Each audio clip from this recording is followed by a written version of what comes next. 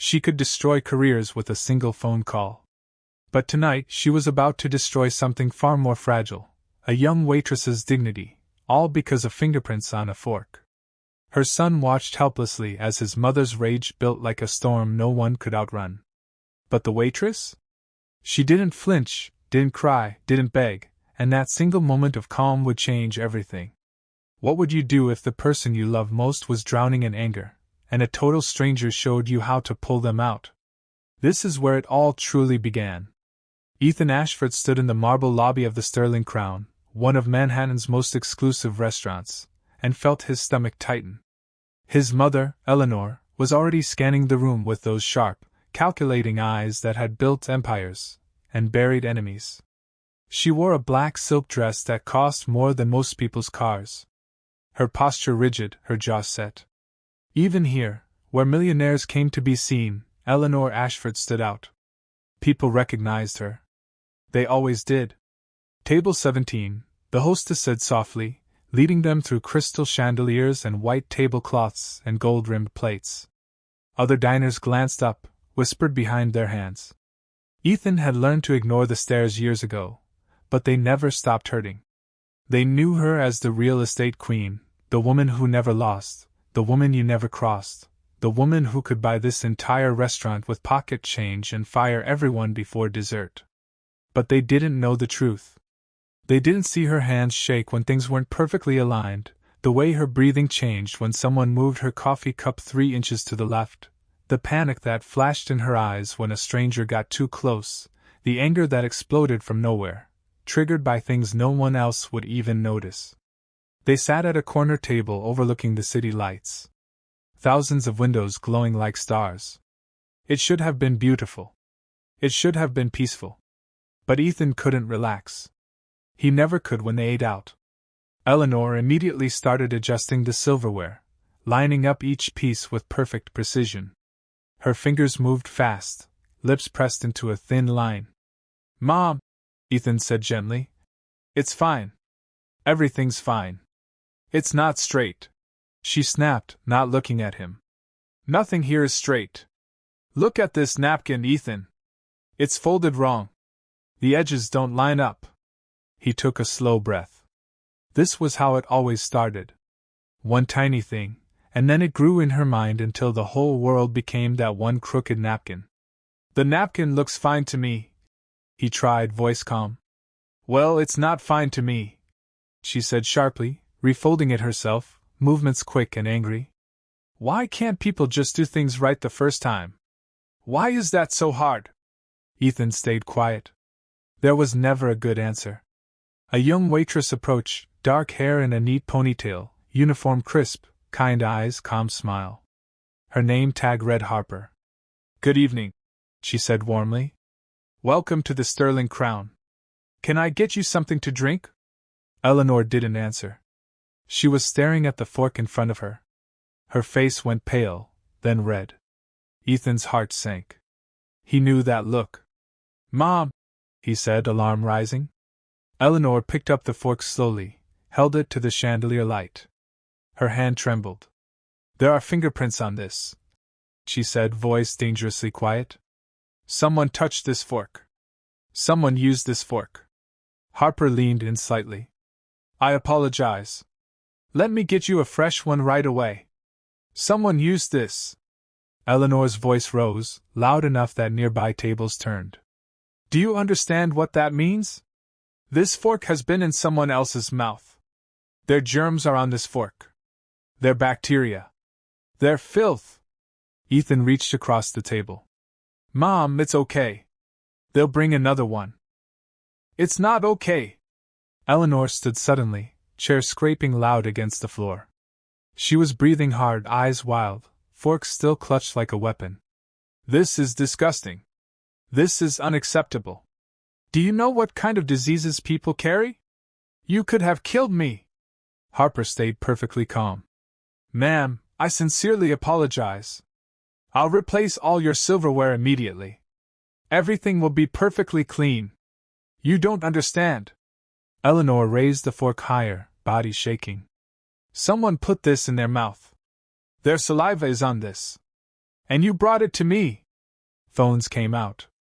People started recording. Ethan stood too, heart pounding, face burning with shame. Mom, please sit down. We can fix this. But Eleanor was gone, lost in the spiral. She looked at Harper with pure fury, real, violent rage. This is your fault, she hissed. You contaminated my table. You could have killed me with your carelessness. I understand you're upset, Harper said, voice steady. And I'm going to make this right. I promise. Eleanor's face twisted. For one horrible second, Ethan thought she might throw the fork, or worse. Then Eleanor lunged toward Harper.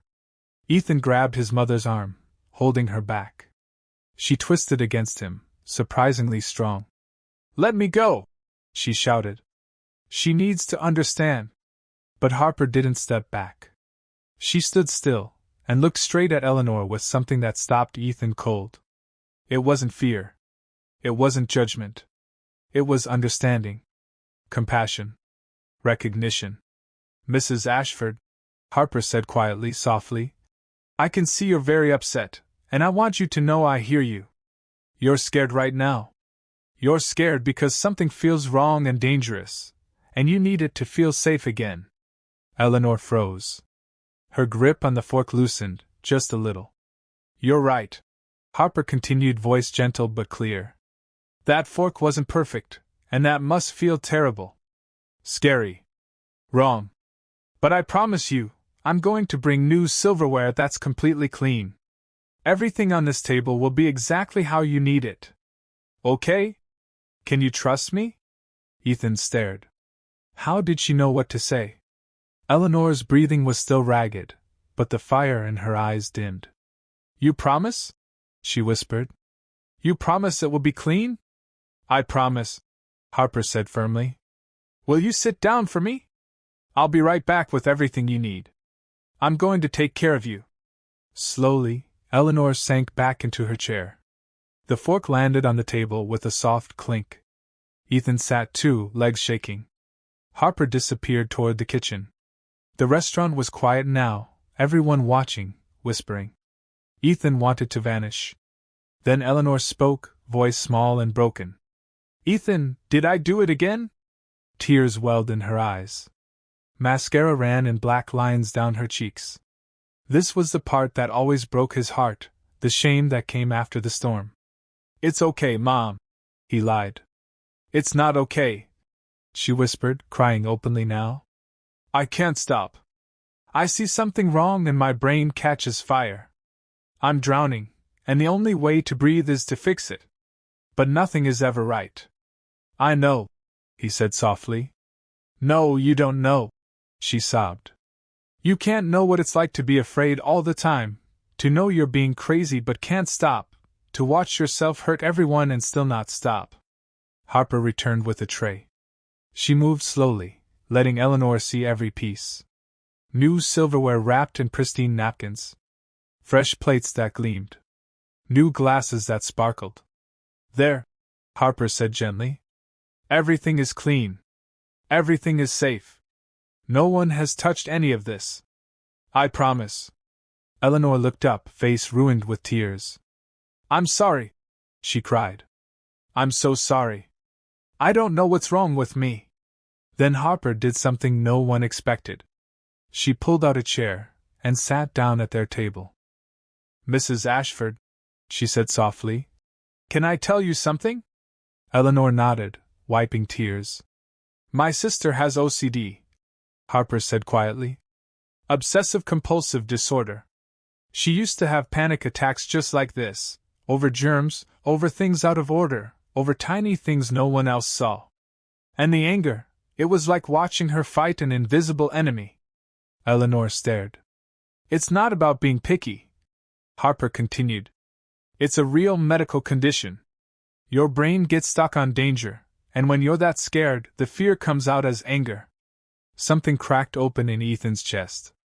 All these years he thought his mother was just impossible, but this explained everything. I'm not crazy, Eleanor whispered.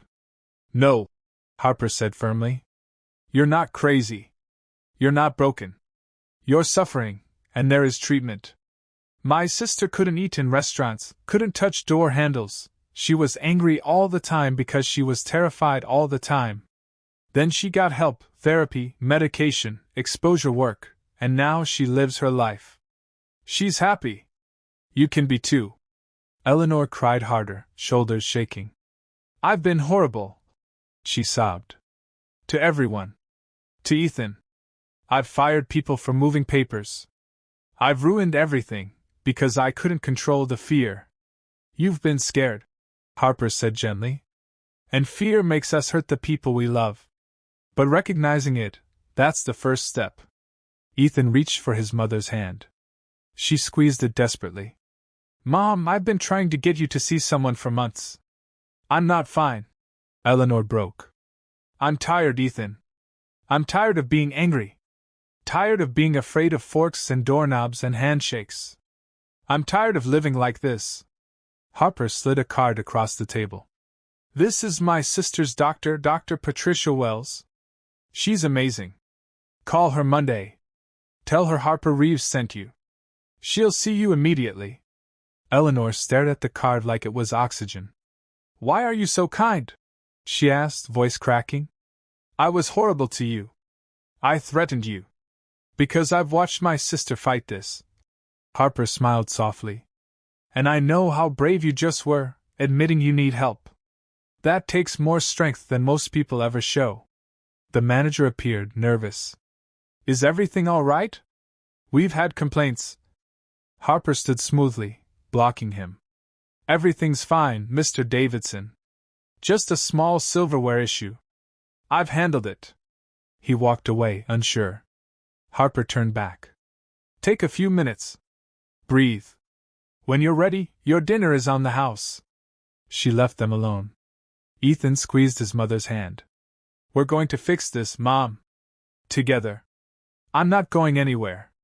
Hope, real hope, flickered in Eleanor's eyes for the first time in years. I'm sorry I've been such a burden. You're not a burden. You're my mother, and you're sick. But we're getting you better. They sat in silence, just breathing, as the city lights sparkled outside. Later, Harper brought wine neither of them ordered. Eleanor examined the glass, tensed, then closed her eyes, took a breath, and sipped.